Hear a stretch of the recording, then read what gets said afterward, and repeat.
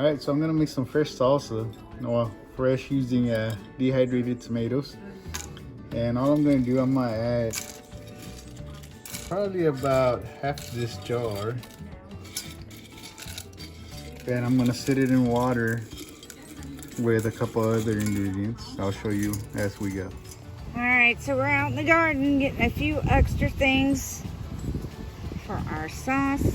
Of course, jalapeno. So I'm just gonna pick 2 of those. Let me see what else we have out here. This should make some good red sauce, all from the garden. All right, so the other ingredients that we're gonna put into this salsa is gonna be your chile arbol, or tree pepper, is what it translates to. Fresh onion, and a couple of jalapenos that my wife brought from the garden, as well as a pepper cheney for flavor. And what you put in there? We just had 2 random tomatoes that we didn't want to go bad. Yeah. So Basically I just put them all in there. Everything's gonna sit here and boil. And once it boils, then it goes into the blender. Also a couple of terracotta tomatoes that my wife found in the garden. So we're gonna just add that. And all this is gonna do is just gonna add more to the flavor of the salsa.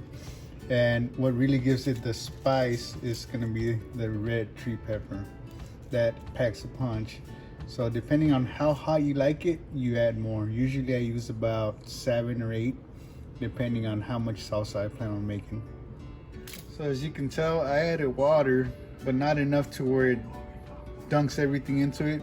Just enough to where it's barely gonna sit and boil inside the water. and that'll rehydrate. That'll rehydrate the tomatoes and the tree peppers, and it'll soften the skin off of the other tomatoes that we put in fresh. So as you can see, everything's already boiled. The skin literally comes off the tomatoes, and your onions become really flexible. So Translucent. yep, almost transparent, and this is all ready to go into the blender. So what I like to do, I always take the blender, and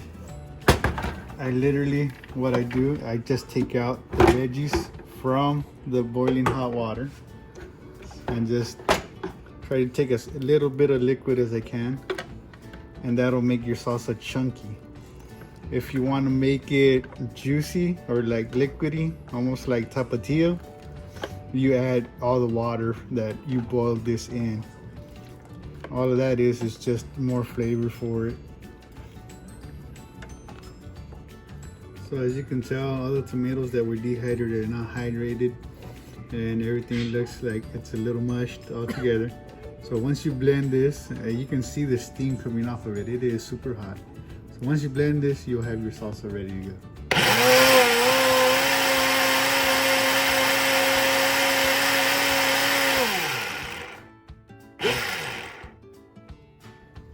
As you saw, there was very little liquid going into it. And here you're gonna see all the liquid that was inside the vegetables coming out. And like I said, if you like it a little chunky, just all you put in is the vegetables, and that's it. No water, nothing else added to it. And there's your salsa. And we're gonna show you what we use it for in a minute. Okay. Yeah. So all I'm gonna do, this is leftover chicken that we have from a rotisserie chicken that we bought at the store. One of those that you get for like $5 at any food place. And I'm gonna reheat it, and we're gonna use it to make some chicken tacos. All right, so there's our red sauce, our red salsa that we use pretty much on all of our stuff.